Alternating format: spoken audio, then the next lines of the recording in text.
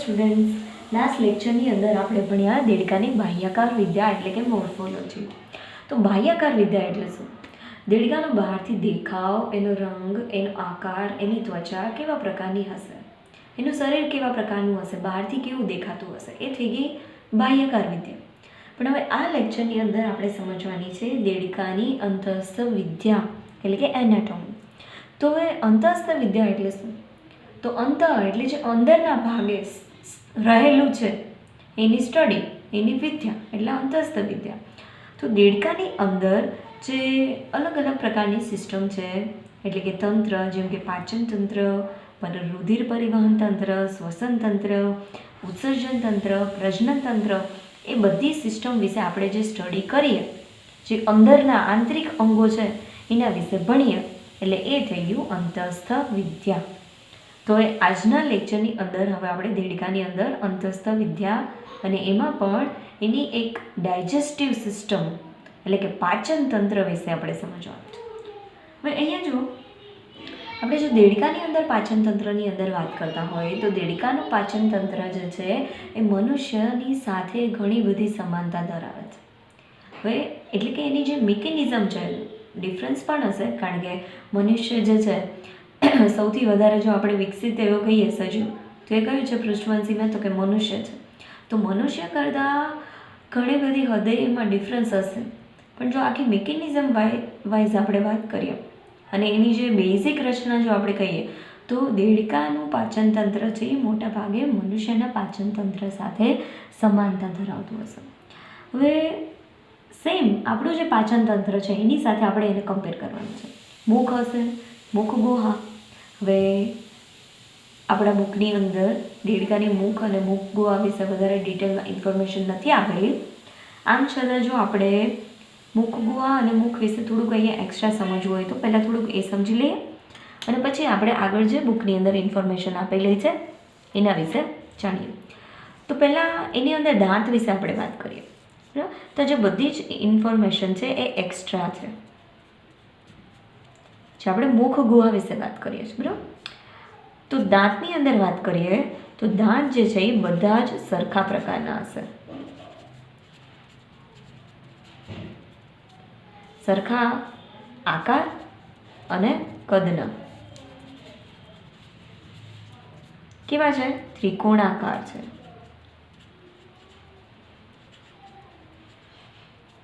અને ફક્ત ઉપરના જડબાની અંદર જ રહેલા હશે.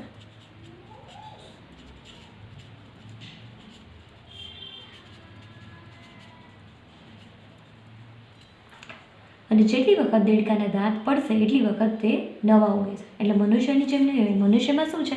દાંત ફક્ત 2 વાર જ આવે છે. બરાબર? આપણને ખ્યાલ જ છે ને કે પહેલાં બાળકો નાના હશે ત્યારે એને દાંત ઉગે છે, વળી પાછા એ પડી જશે, જેને દુધિયા દાંત કહેવાય છે, અને ફરીથી નવા દાંત આવે છે કે જે પરમેનન્ટ હશે. બરાબર? કાયમી દાંત હશે.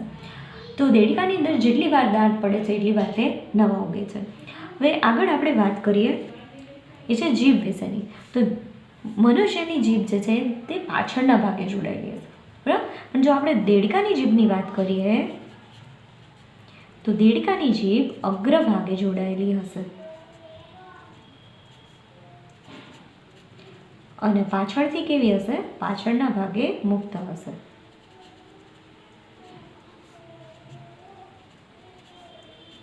તો હવે આપણે સમજી શકીએ ને કે દેડકો શિકારને કેવી રીતે પકડતો હશે. અગ્રભાગે જોડાયેલી જીભ હશે. આવી રીતે ધારો કે મુખની વાત કરીએ, મુખ હશે તો એની અંદર અગ્રભાગે જીભ જોડાયેલી હશે અને જીભ આવી રીતે આખી ખુલ્લી થઈને બહાર આવશે અને શિકારને પકડી લેશે. એવા પ્રકારની એની અંદર રચના હશે. તો આપણે એક અહીંયા એક્સ્ટ્રા ઇન્ફોર્મેશન જોઈએ છે. બરાબર? જે બુકની અંદર આપેલી નથી, ફક્ત આપણી જાણકારી માટે છે. હવે આપણે વાત કરીએ આગળ પાચન તંત્ર વિશે.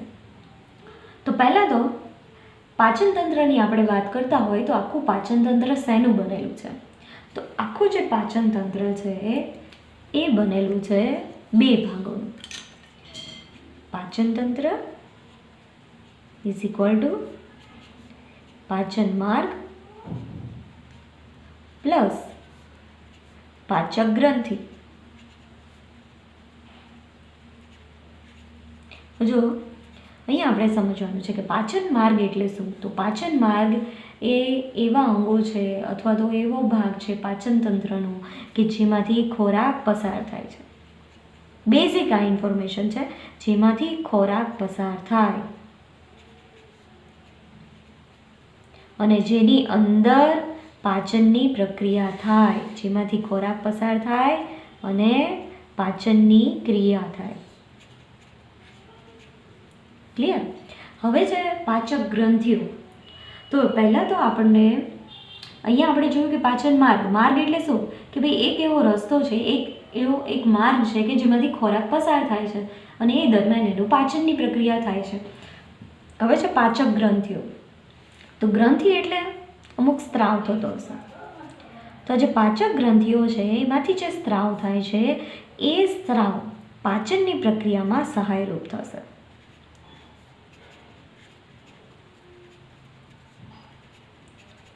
તો પાચક ગ્રંથિઓની અંદરથી ખોરાક પસાર થતો નથી. આપણે ખાસ યાદ રાખવાનું છે કે પાચક ગ્રંથિઓ એક એવી ગ્રંથિ છે અથવા તો પાચન તંત્રનો એક એવો ભાગ છે કે જેની અંદરથી ખોરાક પસાર થતો નથી, પણ તે પાચનની ક્રિયામાં મદદરૂપ થાય છે.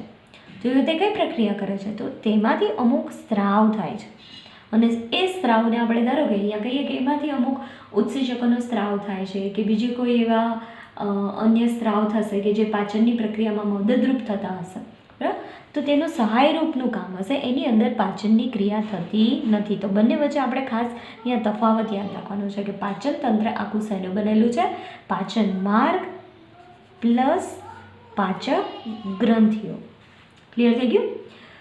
હવે આખા પાચન માર્ગ વિશે જે અહીંયા જે બુકની અંદર ફિગર આપેલી છે, પહેલાં તો આપણે એ સમજી લઈએ. હવે ફિગર કેવા પ્રકારની છે તો એ પણ આપણે જાણીએ કે આ જે ફિગર છે એ આંતરિક રચનાનું આકૃતિમય નિરૂપણ છે. એટલે હુબહુ આવા પ્રકારનું પાચન તંત્ર નહીં જે દેડકાની અંદર જોવા મળે છે એવા જ પ્રકારનું અહીંયા નથી, પણ એક આકૃતિમય અહીંયા નિરૂપણ આપેલું છે. ક્લિયર? તો અહીંયા જે આપણે કલર કરેલો જે ભાગ છે, કલર્ડ પોર્શન છે, એ પાચન તંત્ર દર્શાવે છે. અન્ય જે છે એ ઉત્સર્જન તંત્ર છે. તો એના વિશે પછી આપણે આગળ જ્યારે પોઈન્ટ આવશે તો એની અંદર આપણે એના વિશે પણ ડિસ્કસ કરીશું. અત્યારે આપણે એના વિશે ડિસ્કસ કરતા નથી, ફક્ત આપણે પાચન તંત્રના ભાગો વિશે સમજીશું. તો પાચન તંત્રમાં પહેલાં શરૂઆત થાય છે, મુખ હશે, મુખગુહા હશે.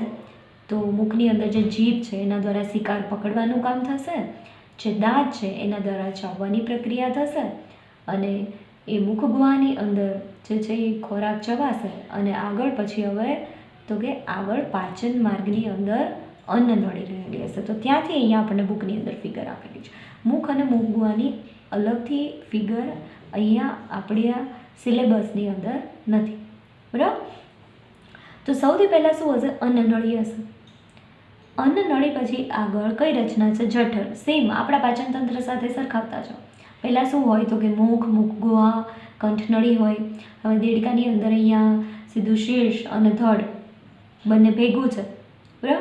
તો એટલા માટે અહીંયા આપણે એવું નહીં કહીએ કે ભાઈ દેડકાની અંદર કંઠનળી પણ છે. તો અન્નનળી છે જે બહુ ટૂંકી હશે. આગળ હશે જઠરનો ભાગ. જઠર પછી છે આંતરડું અને આંતરડા પછી છે છેલ્લે મળાશયનો ભાગ. અને મળાશય જે છે એ એક દ્વાર દ્વારા ખુલે છે અને એ દ્વારને અહીંયા નામ આપેલું છે અવસાળી દ્વાર. અને જે છેલ્લો ભાગ છે એને કહેવાય છે અવસાળી. અવસાળી એટલે ઇનશોર્ટ જે મળ ને એ બધાનો સ્ટોરેજ થાય છે એ ભાગ, બરાબર? અને અવસાળી દ્વાર દ્વારા શરીરમાંથી મળનો નિકાલ થશે.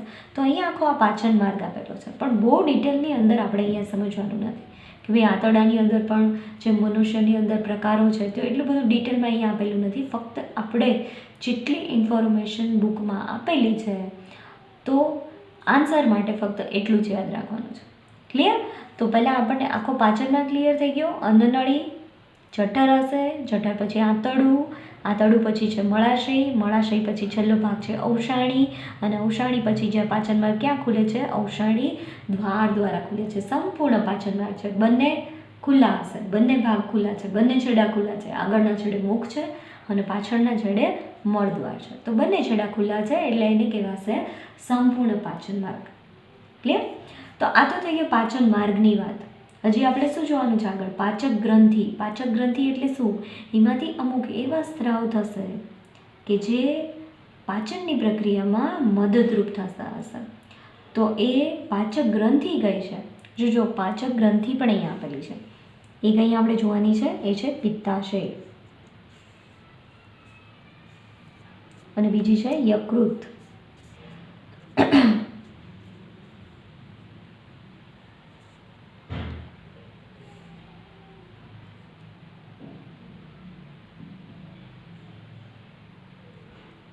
તો અહીંયા ફિગરની અંદર પિત્તાશય અને યકૃત જે છે એ પાચક ગ્રંથિ વિશે આપેલું છે, પણ આ સિવાય સ્વાદુપિંડ જે છે એ પણ એક સહાયક પાચક ગ્રંથિ છે.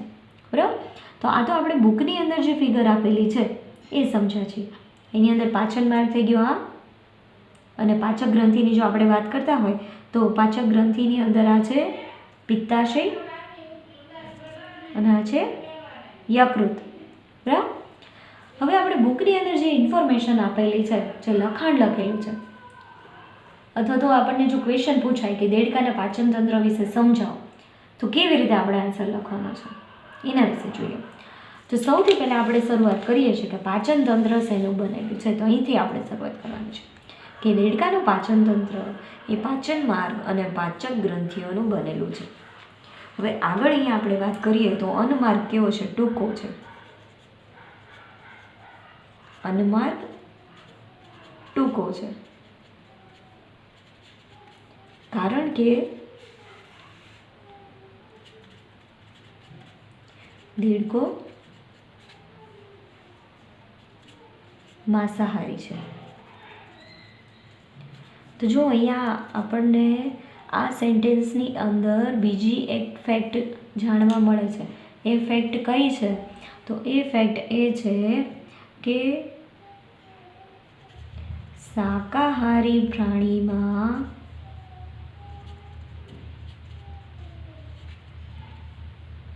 અન્નમાર્ગ માંસાહારી પ્રાણી કરતાં કેવો હોય? વધારે લાંબુ છે. કારણ શું? બરાબર, પહેલાં તો એ ફેક્ટ યાદ રાખી લો કે શાકાહારી પ્રાણીમાં જે અન્નમાર્ગ છે, આંતરડા છે, એ માંસાહારી પ્રાણી કરતાં વધારે લાંબા છે. તો કારણ એ છે કે શાકાહારી પ્રાણીઓને ખોરાક તરીકે શું લેવાનું છે? સેલ્યુલોઝ. અને જે સેલ્યુલોઝ છે એને પચવામાં વધારે સમય લાગશે. તો પચવામાં વધારે સમય લાગશે તો એટલા માટે જે ડાયજેસ્ટિવ ટ્રેક્ટ છે, અન્નમાર્ગ છે, એ પણ વધારે લાંબુ જોશે. નહીં તો શું થશે કે જો અન્નમાર્ગ ટૂંકો હશે તો પાચનની પ્રક્રિયા સંપૂર્ણ નહીં થાય. ખોરાક કેવો રહી જશે? અપાચિત રહી જશે. બરાબર? એનું પૂરી રીતે પાચન જ ન થાય. તો સેલ્યુલોઝને પાચન થવામાં વધારે સમય લાગતો હોવાથી અન્નમાર્ગ વધારે લાંબો હશે. તો અહીંયા બીજી પણ એક આપણને ફેક્ટ જાણવા મળી કે જે હર્બીવર્સ છે, એટલે શાકાહારી પ્રાણી છે, એની અંદર આંતરડું કે અન્નમાર્ગ માંસાહારી પ્રાણી કરતાં વધારે લાંબો છે. તો અહીંયા આપણે શું લખેલું છે કે ભાઈ અન્નમાર્ગ ટૂંકો છે, કારણ કે દેડકો કેવો છે? માંસાહારી છે. ક્લિયર? હવે અહીંયા જો આપણે ખોરાક વિશેની વાત આવી છે તો સાથે સાથે એ પણ ડિસ્કસ કરી દઈએ કે જે એક્સ્ટ્રા છે એને આપણે એક્સ્ટ્રા તરીકે દર્શાવીએ. જેટલા પોઈન્ટ આપણે એક્સ્ટ્રા છે એને એક્સ્ટ્રા તરીકે હું એ લખીને દર્શાવીશ કે જે આપણે દેડકાની આગળની અવસ્થા કીધી હતી. બરાબર? કઈ અવસ્થા હતી? લાર્વા અવસ્થા, જેને કીધું હતું ટેડપોલ. તો જે ટેડપોલ હશે એ સંપૂર્ણપણે શાકાહારી હશે અને જે પુખ્ત અવસ્થા હશે, પુખ્ત પ્રાણી એટલે દેડકો, તો એ દેડકો કેવો છે? માંસાહારી છે. હવે અહીંયા આપણે છેલ્લે એના વિશે પણ ડિસ્કસ કરીશું. જે દેડકાની બંને અવસ્થા છે, બંનેની અંદર ઘણા બધા ડિફરન્સ જોવા મળે છે. એ તો એક વસ્તુ આપણે જોઈ હતી આગળ કે ભાઈ જે દેડકો છે એની અંદર વિકાસ કેવો થાય છે? વિકાસ તો કે પહેલાં દેડકો લાર્વા અવસ્થામાં હશે, એટલે કે પહેલાં જે દેડકો છે એ ટેડપોલ સ્વરૂપે હશે, પાણીની અંદર હશે, અને પછી એ દેડકો જે છે એ પુખ્ત બને છે ત્યારે તે જમીન ઉપર રહેવા માટે સક્ષમ બને છે. બરાબર, એટલે જ આપણે એને કીધું હતા ઉભયજીવી. ઉભયજીવીની ખાસિયત જ શું છે? ઉભયજીવીની ખાસિયત જ એ છે કે ઉભયજીવીની આવી રીતે બે પ્રકારનું જીવનચક્ર બે ભાગમાં વહેંચાયેલું હશે. એક લાર્વા અવસ્થા હશે જે પાણીની અંદર હશે, અને એક પુખ્તાવસ્થા હશે કે જે પાણી અને જમીન બંને ઉપર તે વિતાવી શકે છે. તો લાર્વા અવસ્થાની અંદર જે ટેડપોલ છે એ સંપૂર્ણ રીતે શાકાહારી હશે, અને પુખ્તાવસ્થામાં દેડકો કેવો હશે? માંસાહારી હશે. તો ખોરાકની દ્રષ્ટિએ પણ બંનેમાં ડિફરન્સ છે. બરાબર, તો હવે આપણે શું જોયું હતું? આપણે એ પોઈન્ટ ઉપર પાછા ફરીએ. પાછા જે આપણો મેઇન પોઈન્ટ હતો એ પાચન તંત્ર. આપણે એ વાત કરેલી કે પાચન માર્ગ પ્લસ પાચક ગ્રંથિનું બનેલું છે. અન્નમાર્ગ ટૂંકો છે કારણ કે તે માંસાહારી છે, અને આંતરડાની લંબાઈ કેવી છે? ઓછી છે. હવે શરૂઆત કરીએ આપણે મુખથી. તો મુખ જે છે એ મુખ ગુહામાં ખુલે છે.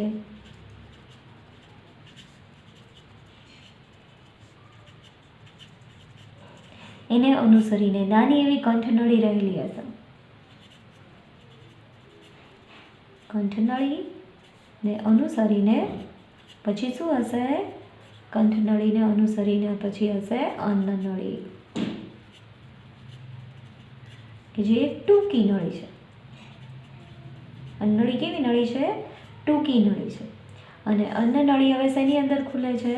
જઠરમાં ખુલે છે.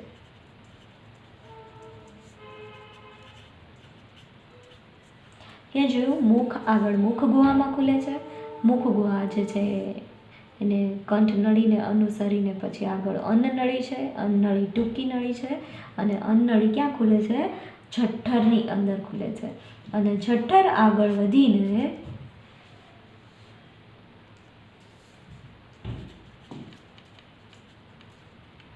આંતરડું, આંતરડું પછી મળાશય, અને મળાશય પછી છેલ્લે અવસાણી દ્વારા બહાર ખુલે છે.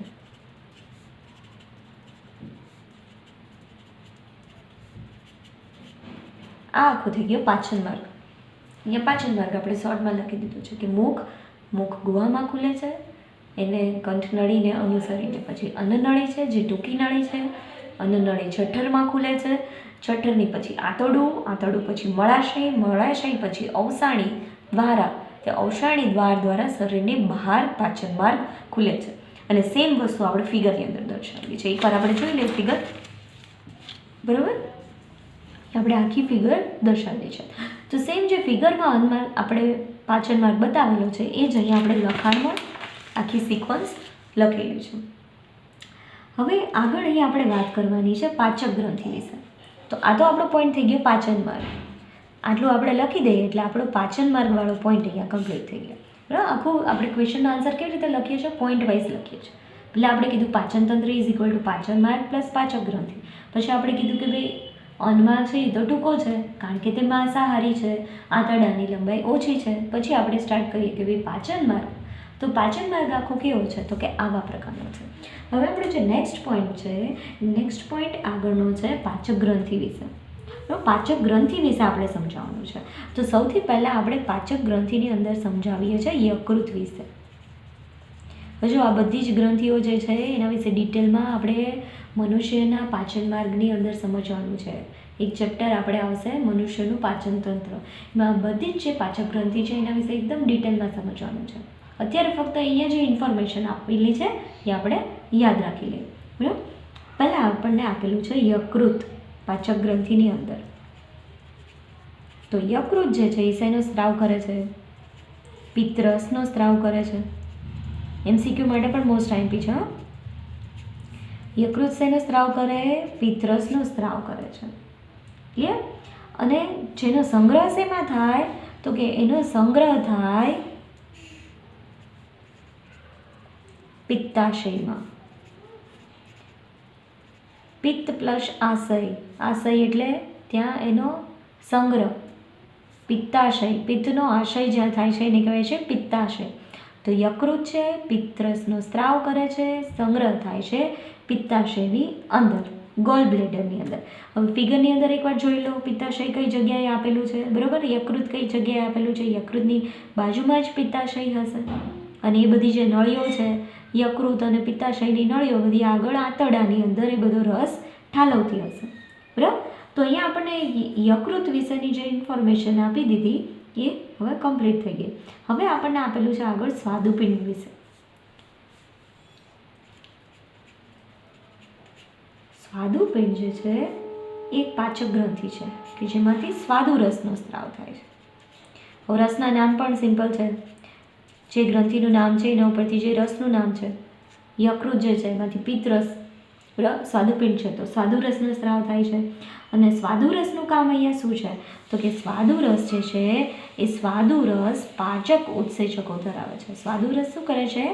પાચક ઉત્સેચકો ધરાવે છે.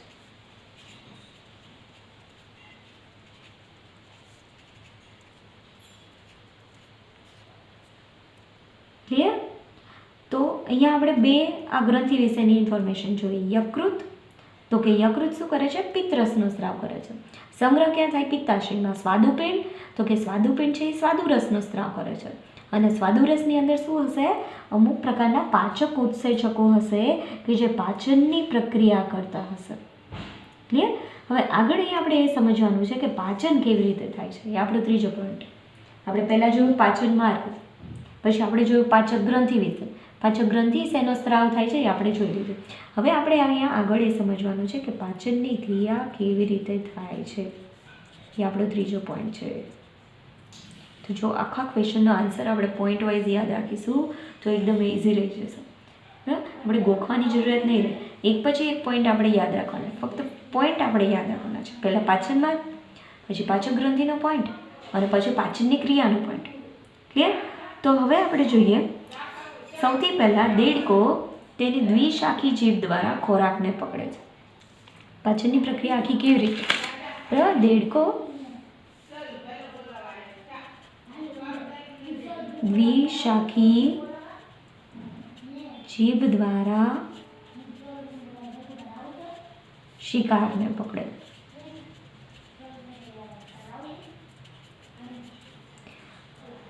શિકારને પકડીને ક્યાં જશે? આગળ મુખમાં મુખગુહા હશે, દાંત હશે જે ચાવવાની પ્રક્રિયા કરતા હશે. આગળ એ જે ચવાયેલો ખોરાક છે એ જશે અન્નનળી દ્વારા જઠરની અંદર. હવે જઠરની અંદર કઈ પ્રક્રિયા થાય છે તો એ આપણે સમજવાનું છે. જઠરમાં આખી જો પાચનની પ્રક્રિયા આપણે ડિટેલમાં મનુષ્યની અંદર જ્યારે પાચન તંત્ર સમજીશું ત્યારે આપણે સમજવાની છે. જઠરમાં જે જઠરની દિવાલો છે એના દ્વારા HCl હાઇડ્રોક્લોરિક એસિડ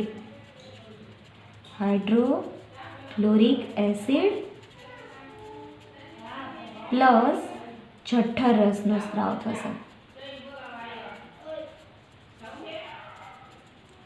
બરાબર? જઠરની અંદર જે જઠરની દિવાલો છે, જઠરની દિવાલોમાંથી હાઇડ્રોક્લોરિક એસિડ, મંદ હાઇડ્રોક્લોરિક એસિડ, મંદ પ્રકારનો હશે, અને જઠર રસનો સ્ત્રાવ થાય છે અને એના દ્વારા ખોરાકનું પાચન થાય છે. બરાબર? તો જઠરની અંદર પાચન શેના વડે થશે તો કે જઠરની અંદર જઠર રસ વડે પાચન થશે. તો આ પણ એક પ્રકારની ગ્રંથિ તરીકે પણ વર્તે છે. બરાબર? ગ્રંથિ તરીકે પણ વર્તે છે, સાથે સાથે અંગ તરીકે પણ વર્તે છે. ગ્રંથિ એટલા માટે છે કે એના દ્વારા અમુક સ્ત્રાવ થાય છે. મંદ HClનો સ્ત્રાવ થાય છે, જઠર રસનો સ્ત્રાવ થાય છે, અને અંગ એટલા માટે છે કે એમાંથી ખોરાક પસાર થાય છે, ખોરાકની પાચનની પ્રક્રિયા પણ એની અંદર થાય છે. તો બંને તરીકે એનું કામ હશે જઠરનું. બરાબર? તો HCl અને જઠર રસ વડે હવે પાચનની પ્રક્રિયા થશે અને પાચનની પ્રક્રિયા થઈને એમાંથી હવે બનશે આમ પાક.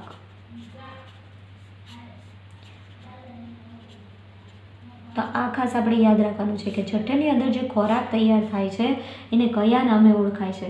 તો આ જે અર્ધપાચિત ખોરાક હશે, જઠરમાં જે અર્ધપાચિત ખોરાક છે, હજી સંપૂર્ણપણે ખોરાકનું પાચન થયું નથી. સંપૂર્ણપણે ખોરાકનું પાચન ક્યાં પૂરું થશે? આંતરડાની અંદર. જઠરમાં રહેલા અર્ધપાચિત ખોરાકને કહેવાય છે આમપાક. ક્લિયર? તો આમપાક ક્યાં બને છે? એવું આપણને ક્વેશ્ચન પૂછાય કે આમપાક કઈ જગ્યાએ બને છે, તો આન્સરમાં શું આવશે? જઠરમાં બને છે. આમપાકનું આગળ ક્યાં પાચન થશે તો કે આમપાકનું આગળ ક્યાં પાચન થાય? આંતરડાની અંદર. ક્લિયર? હવે આપણે આગળ જોવાનું છે આંતરડાની અંદર. હવે જઠરમાંથી એ આમપાક પસાર થઈને ક્યાં પહોંચે તો કે આંતરડામાં જાય. બરાબર? તો નેક્સ્ટ પોઈન્ટ આપણો એ આવશે આગળ. પહેલાં આપણે જઠર વિશે વાત કરી, હવે આપણે આગળ શેના વિશે વાત કરવાની છે? આંતરડા વિશે. આંતરડું પોઈન્ટ હશે આપણો નેક્સ્ટ. પહેલાં જઠરની અંદર કેવી રીતે પ્રક્રિયા થાય એ સમજી લીધું. હવે આંતરડાની અંદર. તો હવે જઠરમાંથી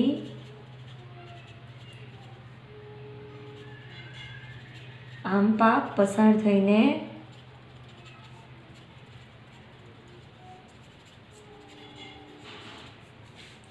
આંતરડામાં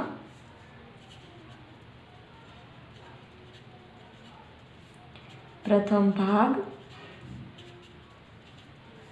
પક્વાશયમાં પહોંચે છે.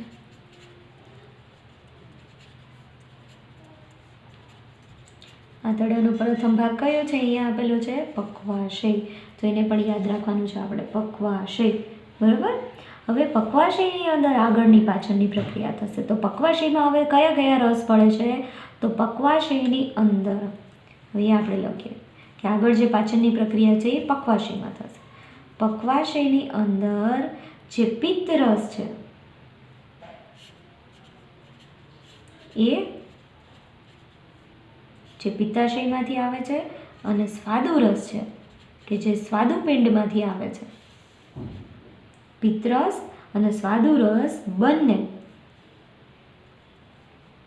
સામાન્ય પિત્ત નળી નામની નળી વડે ક્યાં ઠલવાય છે? પક્વાશયની અંદર. જો થોડુંક અહીંયા આપણે સમજવું હોય તો આપણે કેવી રીતે સમજીએ? જો આખો હું તમને ફ્લો અહીંયા સમજાવી દઉં. અહીંયા આપણે એક્સ્ટ્રા અહીંયા સમજીએ છીએ કે યકૃત જે છે, યકૃતમાંથી પિત્તરસ જશે પિત્તાશય. પિત્તાશયમાંથી જે રસ છે એ પિત્ત નળી લઈ જશે આગળ તરફ. હવે સ્વાદુપિંડ છે, સ્વાદુપિંડમાંથી કયો રસ જશે? સ્વાદુ રસ. કઈ નલિકા લઈ જશે? તો કે સ્વાદુપિંડ નલિકા. સ્વાદુપિંડ નલિકા અને પિત્ત નળી બંને ભેગી થશે. સ્વાદુપિંડ નલિકાની અંદર હશે સ્વાદુરસ અને પિત્ત નળીની અંદર હશે પિત્તરસ, અને બંને એક નળી બનાવે છે જેને કહેવાય છે સામાન્ય પિત્ત નળી. અને સ્વાદુપિંડ નલિકા બંને ભેગી થઈને બનાવે છે સામાન્ય પિત્ત નળી. અને સામાન્ય પિત્ત નળી દ્વારા પિત્તરસ અને સ્વાદુરસ બંને પક્વાશયની અંદર ઠલવાય છે. હવે અહીંયા આપણે આગળ જોઈએ કે સ્વાદુરસનું તો આપણે ફંક્શન જોઈ લીધું કે સ્વાદુરસની અંદર હતું પાચક રસ, અને એ પાચક રસ દ્વારા શું થતું હતું? પાચક રસ દ્વારા એની અંદર જે ઉત્સેચકો હતા એના વડે પાચનની પ્રક્રિયા થતી હતી. પણ જે પિત્તરસ છે એ પિત્તરસનું ફંક્શન શું છે એના વિશે આપણે જાણીએ. તો પિત્ત છે એ પિત્ત વડે ચરબીનું તૈલોદીકરણ થશે.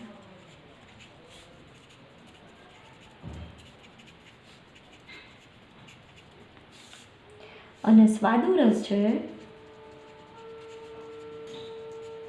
એના વડે કાર્બોદિત અને પ્રોટીનનું પાચન થાય છે. પિત્ત વડે ચરબીનું તૈલોદીકરણ થશે. તો આપણને સવાલ એવો પણ થાય કે ભાઈ ચરબીનું તૈલોદીકરણ એટલે શું? તો સૌથી પહેલાં અહીં આપણે એ સમજીએ કે ચરબી જે છે એ ચરબીનું પાચન ઉત્સેચકો વડે થતાં પહેલાં જે ચરબી છે એના જે મોટા મોટા ગોલકો હશે એ મોટા મોટા ગોલકોમાંથી એને નાના નાના ગોલકોમાં બિંદુકોમાં ફેરવવા પડશે. બરાબર. આપણે પણ શું કરીએ કે પહેલાં કોઈ મોટી વસ્તુ હોય એને તોડવી હોય તો પહેલાં મોટામાંથી નાના અને પછી એમાંથી નાના એવા સ્વરૂપની અંદર રૂપાંતરિત કરીએ છીએ. તો ચરબી જે છે એ ચરબી વડે જે ચરબીના પાચનની પ્રક્રિયા છે એ થોડીક અઘરી છે, કારણ કે ચરબી પાણીમાં ઓગળતી નથી. ને બીજી વસ્તુ આપણે જોઈએ કે જે બધા જ પાચક ઉત્સેચકો છે એ કેવા છે? પાણીમાં દ્રાવ્ય છે. તો હવે ચરબીના પાચનની પ્રક્રિયા જો કરવી હોય તો ચરબીના જે મોટા મોટા ગોલકો છે એના નાના નાના બિંદુકોની અંદર ફેરવવા પડે. તો આ જે પ્રક્રિયા છે એને કહેવાય છે ચરબીનું તૈલોદીકરણ. હવે જે આખી પ્રક્રિયા છે એ આપણે ડિટેલમાં જ્યારે મનુષ્યનું પાચન તંત્ર સમજીશું ત્યારે એના વિશે વાત કરીશું. બરાબર, થોડુંક ડિટેલમાં આખી સમજવાની છે, પણ અત્યારે ફક્ત આપણે એટલું સમજીએ કે ચરબીનું તૈલોદીકરણ એટલે શું, તો કે જે ચરબીના મોટા મોટા બિંદુકો છે એને નાના નાના બિંદુકોની અંદર ફેરવવાની પ્રક્રિયા એટલે ચરબીનું તૈલોદીકરણ. બરાબર, તો પિત્ત વડે ચરબીનું પાચનની અંદર મદદરૂપ થશે, અને એટલે કે પિત્તની અંદર કોઈ ઉત્સેચકો નથી. ખાસ જો યાદ રાખવાનું છે કે જે પિત્તરસ છે એમાં કોઈ તે ઉત્સેચકો ધરાવતા નથી, ફક્ત એનું કામ શું છે, ચરબીનું તૈલોદીકરણ કરવાનું. અને સ્વાદુરસ છે એમાં કાર્બોદિત અને પ્રોટીનનું પાચન કરતા ઉત્સેચકો રહેલા હશે. બરાબર, એનું પાચન કરતાં એની અંદર ઉત્સેચકો રહેલા હશે, એના વડે કાર્બોદિત અને પ્રોટીનનું પાચન થશે. તો આમ પાચનની અંતિમ ક્રિયા ક્યાં થાય છે, આંતરડામાં. પાચનની અંતિમ પ્રક્રિયા આંતરડામાં થાય છે.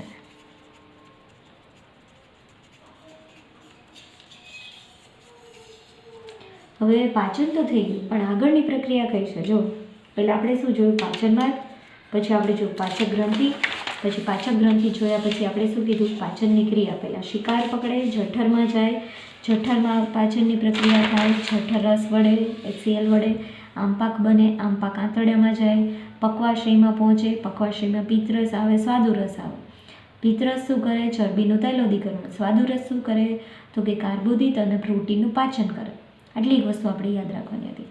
હવે આપણે આગળ જોયું કે ભાઈ અંતિમ પ્રક્રિયા હવે થઈ ગઈ, પાચનની અંતિમ પ્રક્રિયા આંતરડામાં પૂરી થાય છે. તો હવે આગળ પાચન થયા પછી શું જરૂરી છે, તો કે પાચન થયા પછી જે બધા પાચિત ઘટકો છે એનું શોષણ કરીને એને રુધિરમાં ભેળવવાના છે. બરાબર, મનુષ્યની અંદર પણ જે બધા પોષક દ્રવ્યો છે એ બધાનું વહન કોના દ્વારા થાય છે, રુધિર દ્વારા થાય છે. તો શું પાચન માર્ગમાંથી દરેક કોષોને ખોરાક પહોંચશે અથવા તો પોષણ મળશે, તો કે નહીં.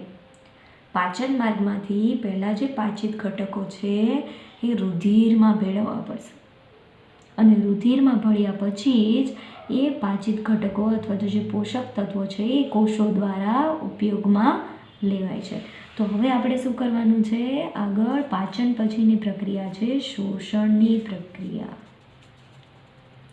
નેક્સ્ટ પોઈન્ટ આપણો હશે શોષણ. હવે પાચિત ખોરાક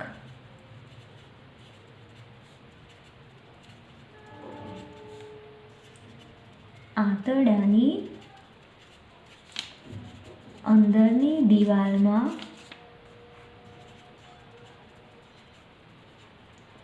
આવેલા આંગળીઓની ગળી જેવા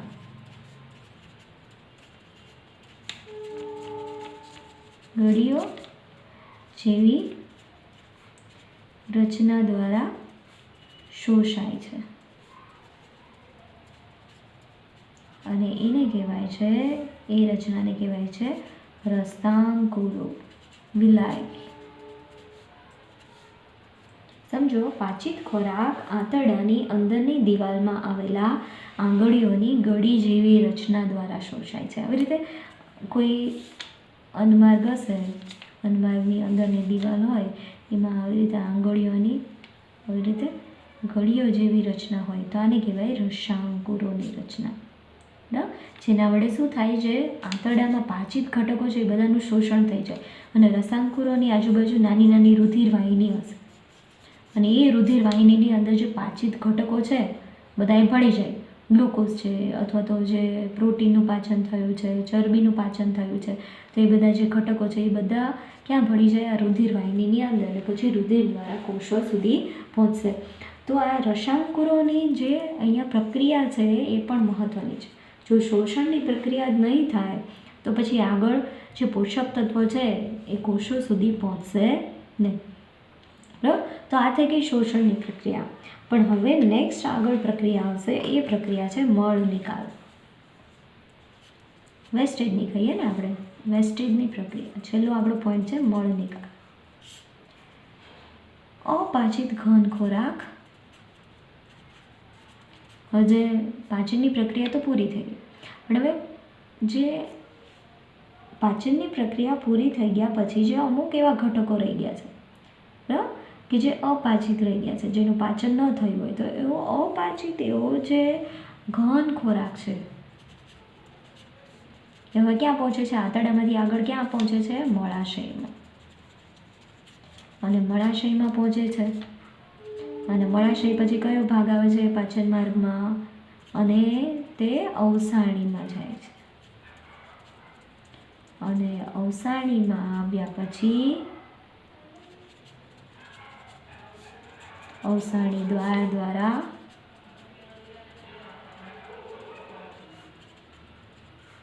બહાર જાય છે. તો આ થઈ ગઈ પાચનની પ્રક્રિયા કમ્પ્લીટ. બરાબર. તો આખા આપણે કેવી રીતે પહોંચ્યા હતા એ આપણે સમરી જોઈ લઈએ. સૌથી પહેલાં આપણે જોયું કે ભાઈ પાચન તંત્ર એટલે પાચન માર્ગ પ્લસ પાચક ગ્રંથિ. અન્નમાર્ગ ટૂંકો છે કારણ કે દેડકો માંસાહારી છે. નેક્સ્ટ પોઈન્ટ આપણે લખવાનો છે પાચન માર્ગ કેવા પ્રકારનો છે, તો આખો માર્ગ લખી દેવાનો છે. નેક્સ્ટ પોઈન્ટ છે પાચક ગ્રંથિ. તો પાચક ગ્રંથિ 2 યકૃત, પિત્તરસ, સ્વાદુપિંડ, સ્વાદુરસ. જઠર ગ્રંથિ વિશે અહીંયા ઉલ્લેખ કરેલો નથી. પાચનની પ્રક્રિયા પહેલાં જઠરમાં કેવી રીતે થાય, પછી આંતરડાની અંદર કેવી રીતે થાય, પછી આગળ આપણે જોવાનું છે કે ભાઈ આંતરડાની અંદર પાચનની ક્રિયા પૂરી થાય છે. પછી શોષણ કેવી રીતે થાય, તો શોષણની પ્રક્રિયા થશે રસાંકુરો વડે. શોષણ થઈ ગયા પછી જે અપાચિત ઘન ખોરાક છે થઈ ગયો મળ. મળાશયમાં આવશે, અવસાણી દ્વારા એ બહાર જાય છે. તો આખી પાચનની પ્રક્રિયા અહીંયા કમ્પ્લીટ થાય છે.